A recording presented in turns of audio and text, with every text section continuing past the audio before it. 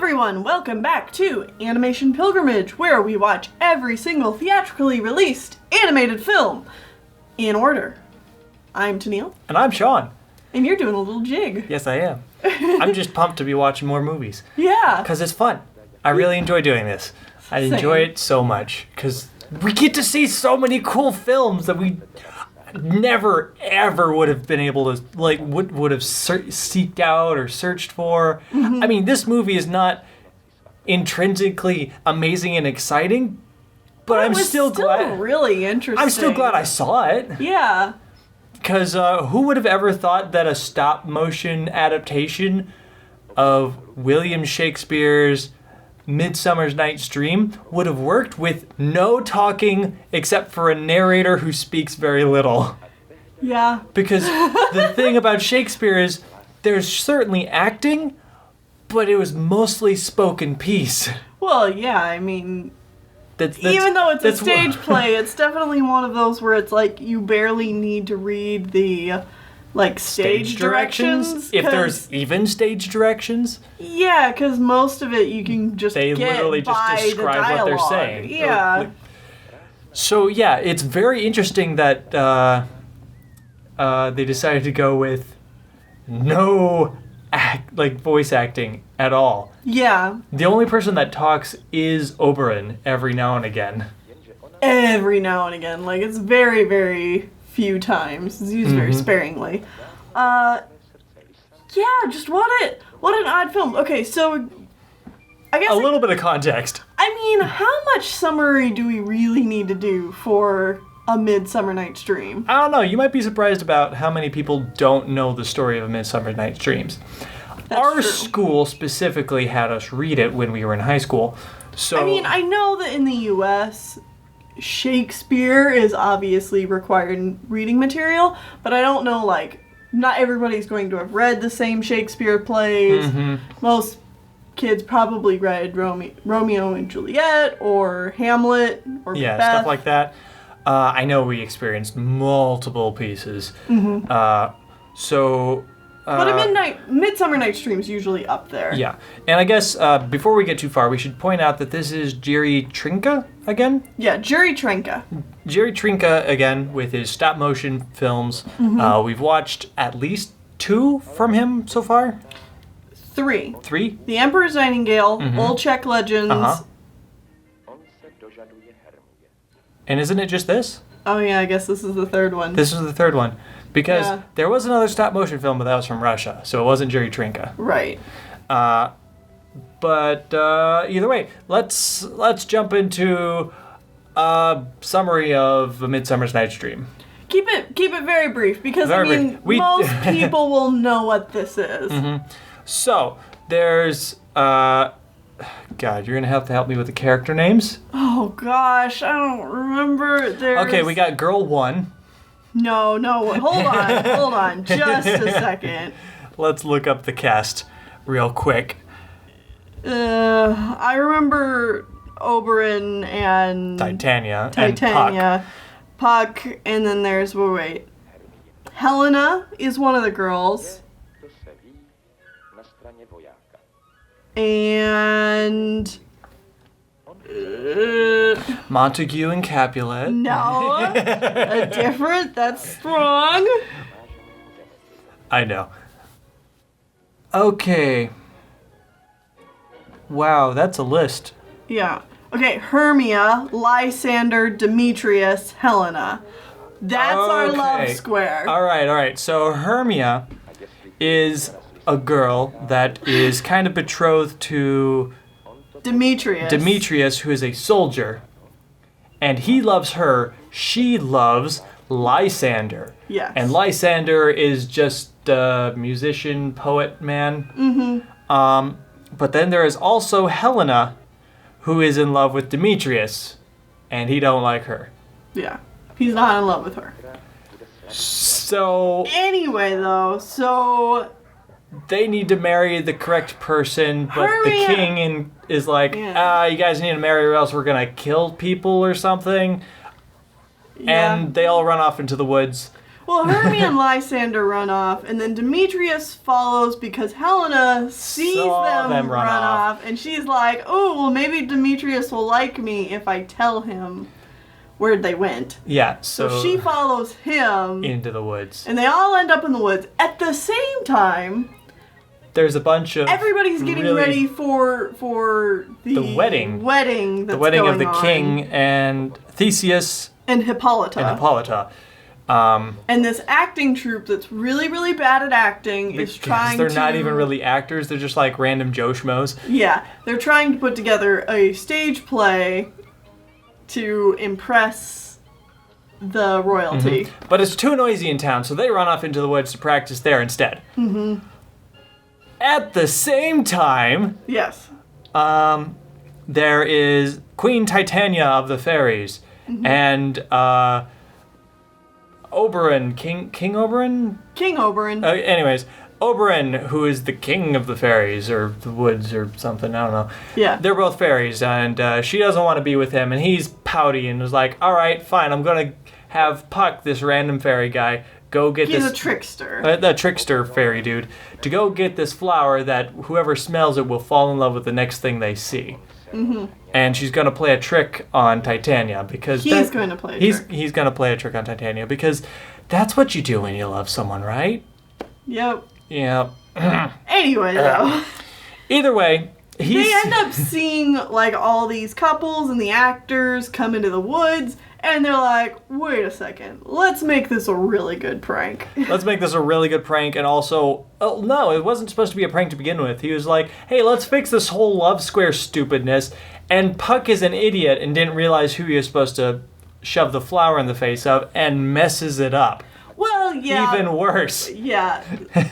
So the love square gets all like tangled up, all messed up, and then they're running through the woods all night, chasing the wrong people, and this goes on for like the majority of this part of the movie. Comedy ensues. Yes.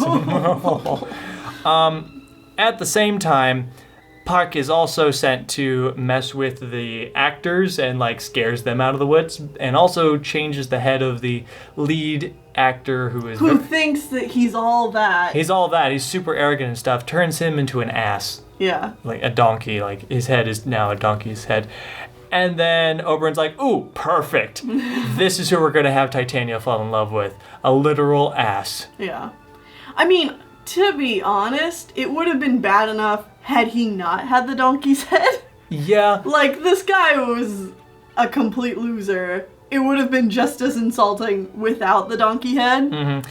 But you got to remember that... Add insult to injury. Insult to injury, and you got to remember that all of these plays were written to entertain not only high class, but low class as well. So super heavy symbolism is a thing that Mr. Shakespeare was very into. Yeah, well, yeah. It's like, it might not have quite gotten across to the simple folk if he hadn't put the donkey ass head on top of the guy. That the guy was an idiot. Yeah. Just in case we had some slow people in the audience. Either way, so Titania spends a night with the ass, and all the couples eventually get sorted out, and then Oberon's like, okay, I feel bad about the whole ass thing, so he frees her from the spell and turns the ass back into a normal guy, and then Titania and Oberon just get together, because she's like, oh, an ass, gross, I can't believe I fell in love with that, I guess you're okay, and I don't know, I don't like that.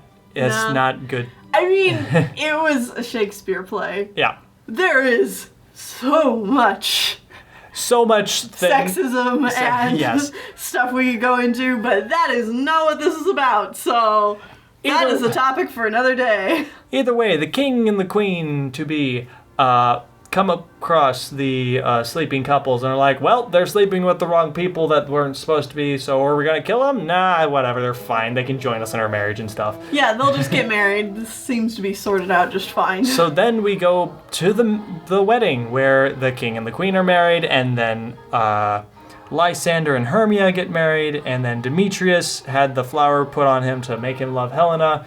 Which is also just like, okay, he's hypnotized into loving someone he wasn't actually in love with. Yeah. He's the only one in the end that is hypnotized permanently, Yeah. I guess. Everyone else is fine, I guess. Either way, there's a couple of bad acts, and then the bad actors come out and they put on this show that they think is very serious and amazing and awesome, but it's really silly. but it's actually really bad, and everyone's just like, we gotta keep. It's so bad it's good kind of show. It's like they're watching The Room. Yeah, They just gotta essentially. keep watching The Room because it's so There's bad. even a wall There's even a wall. for the room. Yeah. Okay, that. That didn't work. I thought you were going somewhere and then Well, I mean, you said the room, and the whole play is about like this wall in between the two lovers. two lovers stuck on. Yeah. Either way, Puck gets involved again and actually makes all the actors like super intense and actually makes it really emotional and stuff, and everyone's like, that was amazing and stuff. And then for some reason Puck just puts everybody to sleep at the end. And then the movie ends. The whole wedding scene goes on for a really long time. Yeah. It's the kind of thing where Both in the play and in the movie. yeah. It's the kind of thing where I keep thinking that it's like, wow, this is just way drawn out. But I was like, no, this is actually how it originally was. And this scene literally just went on for 500 years for no reason. Mm-hmm. Yeah, because I remember reading the play, and it always goes on too long. I watched remember other seeing versions other of the adaptations where it just keeps going, and you're like, okay, can we please wrap But this the up? love square is the interesting part in the woods. Why is this part still going? Everything wrapped up. Stop going on. Who cares about the stupid guys and their silly play and whatever? It's part of the joke. It's part of the joke that just doesn't work nowadays. Yeah. I'm just gonna be frank. I mean, I don't know if it worked back then. But now it's Shakespeare and you can't edit Shakespeare too much. Yeah. But either way, that's the brief plot. Yeah, if you've already experienced a Midsummer Night's Dream, we probably butchered that horribly. But if you haven't experienced it, hopefully we were hopefully that cohesive made enough. sense. And it wasn't just like, you were saying things and I still have no idea what happened. That's I mean, to be fair, it's kind of a complicated story. It's a complicated story for something How that's simple supposed it to be is. pretty simple. Yeah. But I mean, that's Shakespeare for you. Well, and any story gets complicated when you add a love square. Yeah. Generally needlessly complicated, but whatever. Yeah. So, About the movie. about the movie itself and how it was made, I think it was pretty well made, all things considered. Yet again, unfortunately, kind of boring. Still kind of boring, which really sucks. It still just kind of was boring. The stop motion was still very well done. Yeah, yet again, the animation and, like, the direction of the film was all really great. There were some really cool, like, stage transitions and stuff. Oh, yeah. Especially near the beginning where it's like, oh, we're, like, in front of a curtain and then, like, we kind of transition the camera over and, like, the scene changes. And then we, like, walk out of one scene into another scene. Yeah, it really made you feel like you were Watching a stage play. And even the sets and stuff were set up kind of to look like a stage play. Yeah, And then you which got was into neat. the woods and a lot of that was dropped. which is a good choice, I think, because that Mm-hmm. adds to the like magic Otherworldness of the yeah, forest? Yeah. Exactly. Yeah, so all of that was fantastically done. But again, the story was...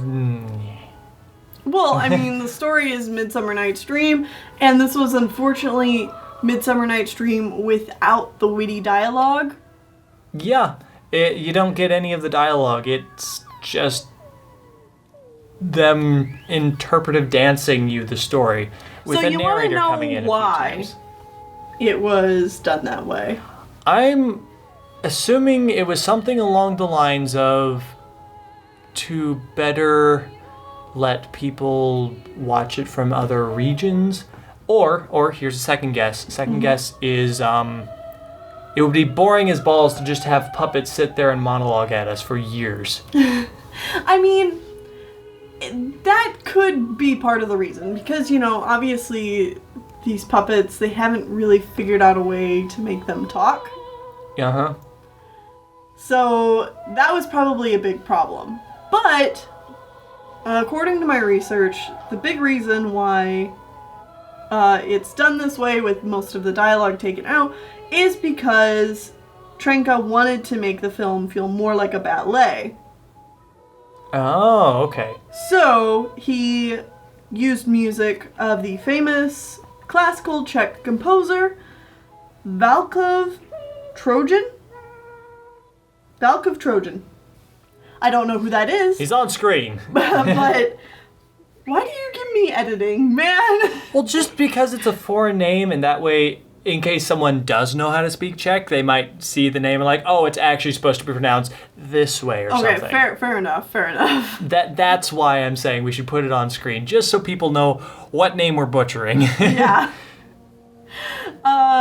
So yeah, he wanted it to feel more like a ballet. And another interesting thing about the production of this is, do you remember before when we were talking about Juri Trenka and I said that he illustrated children's books as well as did films? You know, I had completely forgotten that you had told me that. But I did say it at one point, right? Again, I completely forgot, so I don't know. Okay, I think I mentioned that at some point. If I didn't, Juri Trenka also illustrated children's books. That's neat. I wonder if I said that before. He had actually already done an adaptation of A Midsummer's Night's Dream? Yep. So he was already very familiar with the source material. And he's like, hey, I already did this, so let's do it again, except moving this time. Yeah. Boop. Neat. So when he illustrated children's books, was that like something that he actually painted or drew, or did he still use puppets? I'm not sure, but I was just kind of assuming that it was with puppets, but I don't know. It might have not been. Yeah. Who knows? Honestly, that'd be interesting to see if that would be something we could find. Yeah, you know what? I'll force a little editing on myself here. I'm going to try and look up some of his illustrated books and see if I can find anything? Yeah, put some of those up on screen right here. If there's nothing on screen, it probably means you couldn't find anything. Yeah. Which is possible, because this is still 1959 from a different country. Who knows if this stuff's been saved on the internet? Who knows? Well, and also from my research on Juri Trenka, not right after this film, but in the 60s, it kind of sounds like some of his stuff became a little bit more controversial, and not because of him.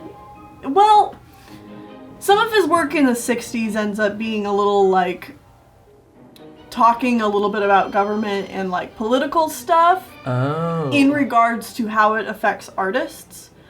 And he's getting jaded. yeah, from what I hear, his work in the 60s starts to get really pessimistic.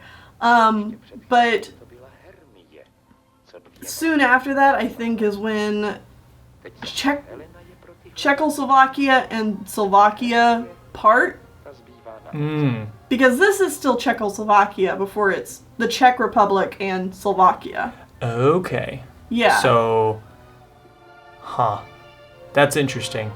So, did he stay in, I guess this is something I don't know if you know, but did he stay in the Czech Republic then, or Slovakia? Which part was he a part of?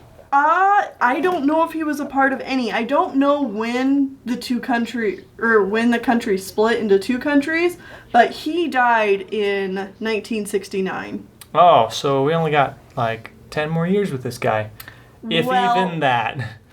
This is actually his last feature film. Oh no! Yeah. I was looking forward to more of these. I know. Well, that's a shame. Yeah, he does have several short films that he directed in the 60s. One in particular caught my eye because this was the only one that they really elaborated on, is what is considered to be his greatest work, Ruka, otherwise in English called The Hand. It's about a sculptor visit. I'm just going to kind of read the summary for this because it sounds really interesting, and I'm kind of wondering if we want to put it on our 60 shorts watch list. If we can, yes. Yeah. If we can find it. But here's the brief summary of it. In short, it is about a sculptor visited by a huge hand which seeks the completion of a sculpture of itself. By rejecting the imposition, the artist is constantly pursued by the hand, ending with induced suicide and the hand officiating at his funeral. Ruka is considered a protest against the condition imposed by the Czechoslovak communist state to artistic creation, and even some have seen it as an anticipation of the so-called Prague Spring. Although the film initially... Prague Spring. Okay. Although the film initially had no problems with censorship, after his death, copies were confiscated and banned from public display in Czechoslovakia for 2 decades. Wow. Yeah. So that one definitely sounds very political. Yeah, which is why I'm kind of interested in seeing it. Yeah, I would love to see... Granted, it's probably mostly all going to go over our heads, but... I mean, we'll probably get the base intentions, but, we won't get the minutia of what part of government he was going against, because I know very little about the government structure in Czechoslovakia or the Czech Republic and Slovakia. Yeah. But anyway, I was reading that and I was like, oh, that sounds interesting, and oh, this is his last film. I should bring this up. Yeah, probably. Aw, man. Well, hey, I'm glad we saw the ones we did, because they were beautifully animated. Mm-hmm. Just gorgeous stuff. I just wish they weren't quite as boring. Yeah, I wish plot-wise. Wish they were... The pacing just needed to be a little bit better. I wish they didn't make me want to fall asleep. Mm-hmm. But, I mean, I think it's safe to say that we still think that his work is worthwhile checking out. Yeah, it's definitely worthwhile checking out, and especially if you're into stop motion. Even if you're not, it's super impressive. These are must watches if you're a stop motion aficionado. Yeah. Yeah, and a couple of other notes about this film is the puppets were actually made out of a special plastic rather than wood. Oh, really? Yeah. Neat. I thought they were wood, so I'm guessing they were some kind of like, what is it you call fake wood? I don't know. I'm trying to think of like the same word like pleather for plastic leather as there is for wood. But like I'm guessing it's something blood. I'm guessing it's something similar. I don't know. But there's a good chance that it's like that. And hey, I mean, correct me if I'm wrong, if you know, but I feel like this is about the time that plastic was the in commodity.